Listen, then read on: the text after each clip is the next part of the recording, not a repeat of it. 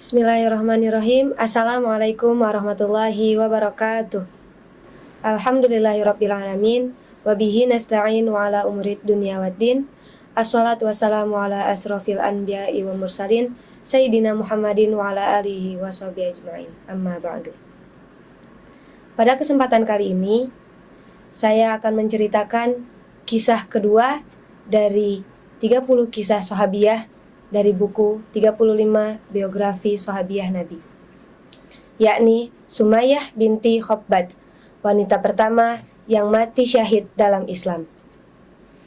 Sumayyah binti Khobbad merupakan seorang budak wanita milik Abu Hudzaifah bin Al-Mughirah yang dinikahkan dengan Yasir yang merupakan penduduk asli Yaman yang menetap di Mekah.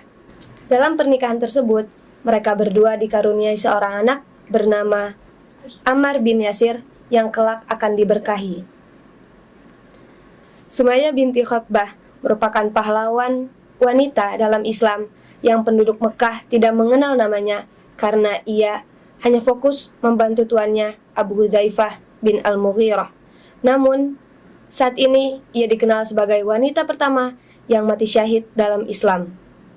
Kelak ia akan menjadi penghuni surga dengan kabar gembira yang disampaikan oleh seseorang yang mulutnya tidak pernah berkata dengan hawa nafsu, Nabi Muhammad SAW. Saat mentari Islam muncul menerangi bumi bagian semenanjung Arab, Ammar bin Yasir mendengar risalah Rasulullah SAW tentang janji kehidupan baru menuju surga dan kehidupan abadi, yaitu kebahagiaan akhirat. Hati Ammar terbuka menerima kedatangan Islam sebagai agama yang sebenar-benarnya. Hati Ammar terbuka untuk menerima keimanan yang dibawakan oleh Rasulullah SAW. Ammar pun segera menemui Rasulullah SAW, menjulurkan tangannya dengan yakin dan hati dan iman yang yakin. Ia mengucapkan syahadat. Setelah mengucapkan syahadat, Ammar pulang menemui kedua orang tuanya dengan langkah kaki yang berpacu dengan angin. Ia meraih tangan kedua orang tuanya, menawarkan Islam. Hati Sumayyah binti Khobbad dan Yasir sangatlah bersih dan suci, sehingga ketika dibacakan ayat suci dari kitab Allah, Al-Quran, hati mereka dengan lapang menerima datangnya keimanan. Saat itu juga Yasir dan Sumayyah binti Khobbad masuk Islam dan mengucapkan syahadat di depan anaknya, yakni Ammar. Dengan cepat berita keislaman keluarga Yasir terdengar dan tersebar luas sampai ke kalangan Bani Makhzum. Mereka pun marah hingga menyiksa keluarga Yasir dengan memakaikan baju-baju besi ke tubuh keluarga Yasir lalu menjemurnya di bawah terik matahari. Tidak hanya berhenti sampai di situ, mereka menyiksa keluarga Yasir dengan berbagai bentuk penyiksaan. Setelah kelelahan, mereka ulangi di hari-hari selanjutnya. Namun, keluarga Yasir menghadapi siksaan tersebut dengan sabar dan mengharap pahala dari Allah Subhanahu wa Ta'ala. Karena mereka tahu betul janji yang disediakan oleh Allah, yakni surga Allah.